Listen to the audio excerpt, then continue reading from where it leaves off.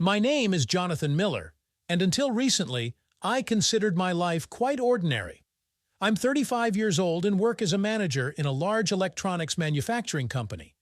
The job is stable, although not too exciting. Every morning I wake up at 7 a.m., take a shower, have breakfast, and go to the office. For 10 years now, I've been married to my beloved wife, Emily. We met back in college and have been inseparable ever since. Emily works as a teacher in an elementary school. She adores her job and the children.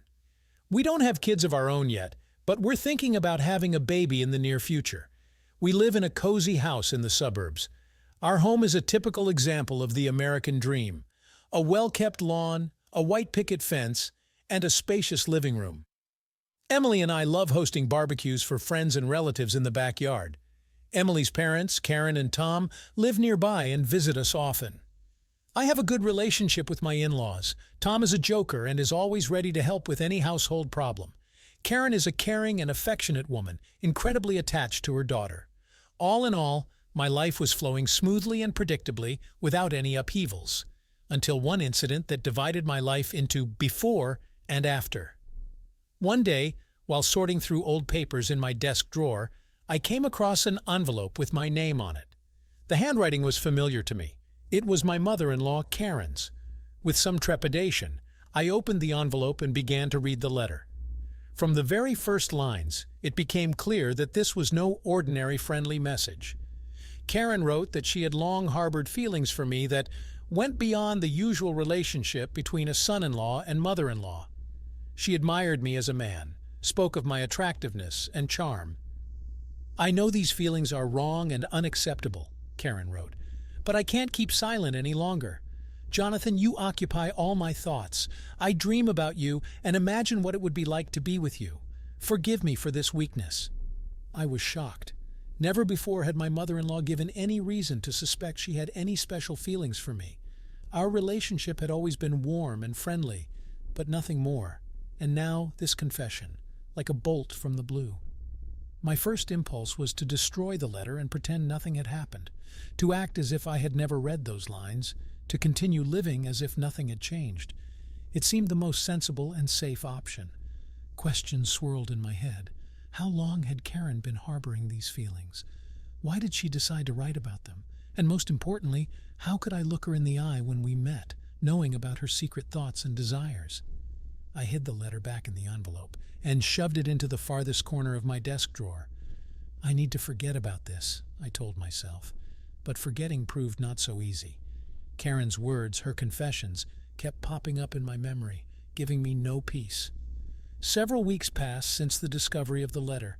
I tried my best to act as usual, going to work, spending time with Emily, meeting with friends, but a strange feeling had settled in my soul, as if the seed sown by Karen's confession had begun to sprout. I found myself thinking about my mother-in-law more and more often. I recalled moments from the past when something more than family affection had slipped between us. Glances, accidental touches, ambiguous jokes. I hadn't paid much attention to it before, but now, in light of the revealed circumstances, I began to analyze every detail. Karen had always been an attractive woman. Slender, fit, with bright green eyes and a charming smile. Even now, at 55, she looked amazing. I began to catch myself admiring her when she came to visit. This attraction was both frightening and exhilarating. I felt like the last scoundrel thinking about my mother-in-law in that way.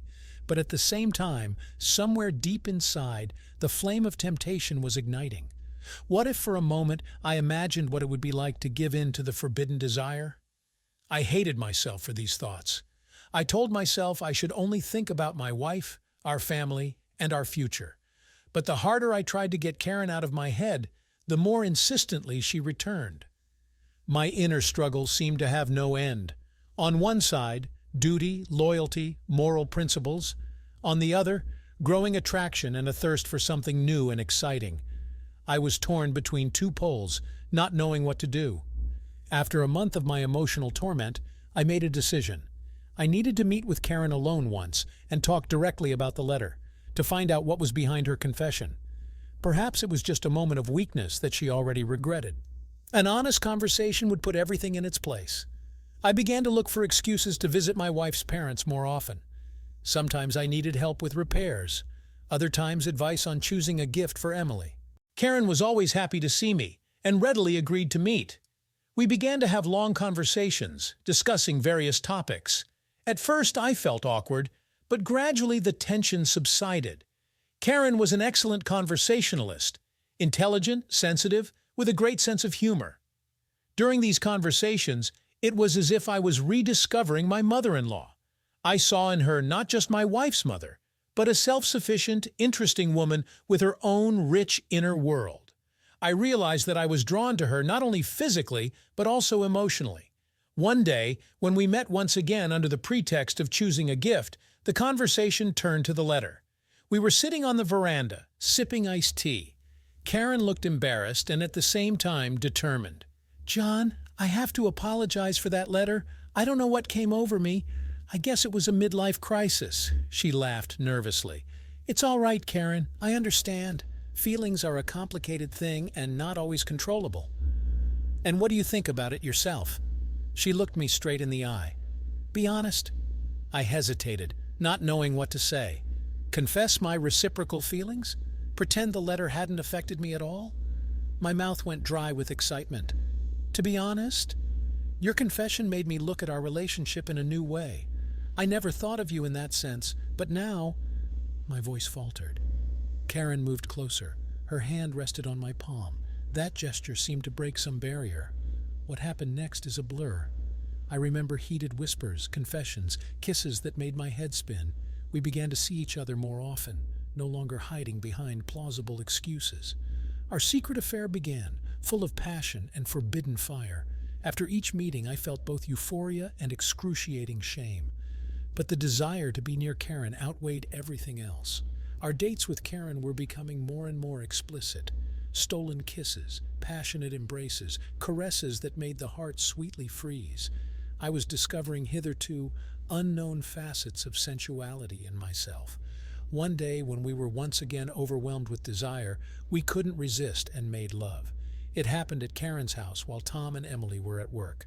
We feverishly tore off each other's clothes, overcome with passion. The feeling of intimacy with Karen was indescribable. Her soft skin, supple body, sweet moans of pleasure. Reality mixed with fantasy. Blood pounded in my temples. We made love with abandon, greedily, as if for the last time. Afterward, lying in each other's arms, the realization of what had happened set in. We had crossed the last line from which there was no return. Now physical infidelity consummated moral infidelity, but even that could not stop our passion. Over the next few weeks, we met at every opportunity, making love like obsessed. It was a period of absolute euphoria when nothing else mattered. I hardly thought about my wife and my obligations, completely dissolved in new sensations. Karen was a wonderful lover, uninhibited, ardent, ready for experiments. With her, I felt desired and special. She gave me what I had been missing so much in married life: passion, unpredictability, a sense of risk. However, the idyll did not last long. Gradually, anxious thoughts began to replace euphoria. How long would we be able to keep our affair a secret? What would happen if Emily or Tom found out the truth? Was I ready to destroy my marriage and leave my wife? The realization of the real consequences of what had happened hit me like a cold shower. I began to understand that I was confused and didn't know how to break this vicious circle. Continuing the relationship with Karen seemed unthinkable, but I was also unable to end it. The further my affair with Karen went, the more I was tormented by guilt. Now, after intimacy, euphoria was replaced by a heavy hangover of shame and regret. I felt like the worst liar and traitor. Every time I looked into Emily's eyes, I experienced excruciating pangs of conscience. My beloved wife, so caring and devoted, did not deserve such treatment. She trusted me, and I was secretly sleeping with her mother. The atmosphere in our house was becoming more and more tense. Emily sensed that something was wrong with me, but couldn't understand what it was. I distanced myself from her, avoided intimacy and communication, citing busyness and fatigue. At the same time, I didn't have the courage to completely stop seeing Karen. Every time I decided to end our affair, she found a way to keep me, sometimes with tears and pleas, sometimes with passionate declarations of love. I was torn between two women, torn by conflicting feelings. On the one hand, passion and attraction to Karen. On the other, love and duty to Emily. My double life began to affect not only my relationship with my wife, but also other areas. At work, I couldn't concentrate, constantly distracted by thoughts of the situation. Colleagues began to notice my absent-mindedness and frequent absences from my workplace. Communication with friends also came to naught. I was afraid that someone would guess about my affair, so I preferred to avoid unnecessary contacts. I spent all my free time either with Karen or alone, tormented by guilt. One day, Emily directly asked me what was going on. Her face was troubled. Tears stood in her eyes. I couldn't stand it and burst into tears, mumbling incoherent apologies. But I still couldn't bring myself to confess the true reason for my condition. Our marriage was falling apart at the seams. Emily felt my alienation and coldness but continued to hope for the best. She suggested going to a family psychologist, having a second honeymoon, having a baby. Each of her words made me feel even more miserable. Meanwhile, my relationship with Karen continued. We met less often, but the passion during the dates flared up with redoubled force, as if trying to compensate for the lack of meetings with their intensity. However, after intimacy, an even greater sense of guilt would come crashing down on me. I realized that this could not go on any longer. If this vicious circle were not broken, it would inevitably destroy my family and myself. I had to make a decision, no matter how difficult it might be. After another sleepless night spent in agony and doubt, I realized it was time to act. I was no longer able to live in constant fear of exposure and with the burden of guilt. It was time to soberly assess the situation and make a choice. To begin with, I decided to talk to Karen. We met in the park, far from prying eyes. I got straight to the point and said that we needed to end our relationship. No matter what I felt for her, I could not continue to deceive my wife. Karen's reaction was predictable. Tears, pleas, accusations. She said she loved me and couldn't imagine her life without our meetings. She suggested divorcing our spouses and starting over. For a moment I wavered, succumbing to her emotions. But then I firmly said that my decision was final. The next conversation was to be with Emily. I couldn't bring myself to do it for a long time, afraid to see the pain and disappointment in her eyes. But I couldn't put it off any longer. One evening, sitting across from my wife in the kitchen, I mustered up the courage and told the whole truth. The confession was not easy for me. At first, Emily was silent, not believing her ears. And then she burst into tears, throwing things at me and screaming that she would never forgive me. She couldn't believe that I had betrayed her with her own mother. I was ready for her anger and pain. I understood that I deserved the harshest punishment, but I needed to know if there was a chance to save our marriage, to earn forgiveness. Was Emily willing to give me one more chance? We talked all evening, discussing what had happened. I didn't make excuses or look for loopholes, fully admitting my guilt. I told her about my doubts, my guilt, and my decision to break up with Karen. I begged Emily not to make hasty decisions and to think about whether she could forgive me. At the end of the conversation, my wife said she needed time to digest my betrayal, to sort herself out. She didn't know if she would ever be able to forgive me and trust me again, but she was putting the thought of divorce on hold for now. I knew this was not the end of the story.